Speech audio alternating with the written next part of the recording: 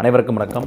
வழக்கறிஞர் சீனி நாடார் தலைவர் பாண்டியனார் மக்கள் இயக்கம். இந்த பதிவு எதுக்குன்னு பார்த்தீங்கன்னா, கடந்த 5ஆம் தேதி ராதாபுரம் தொகுதிக்குட்பட்ட பனங்குடி கிராமத்தில் 10ஆம் வகுப்பு படிக்கக்கூடிய ஒரு மாணவன் லட்சுமணன் என்று சொல்லக்கூடிய மாணவன் கொடூரமாக 13 இடங்களில் வெட்டுக்காயங்கள் பட்டு அரசு மருத்துவமனையில் அனுமதிக்கப்பட்டு நேற்றைய முன்தினம் அந்த பையன் இறந்து போயிடுறாரு.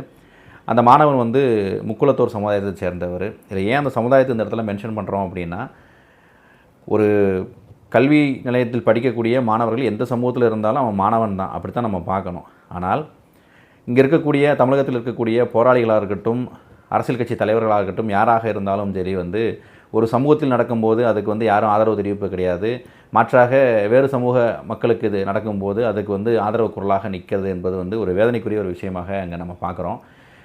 கிட்டத்தட்ட அந்த மாணவன் 1.5 நாளுக்கு மேலே ஹாஸ்பிட்டலில் இருந்து இந்த மாணவன் இப்போ தற்சமயம் இறந்து போயிருக்காரு. அவரது உடலை வாங்கக்கூடாதுன்னு சொல்லி பெற்றோர்கள்லாம் போராட்டம் பண்ணிக்கிட்டு இருக்கிறாங்க. இந்த சூழ்நிலைக்கு இடையில் நம்ம சில விஷயங்களை இப்போ பேசணும். என்னென்னா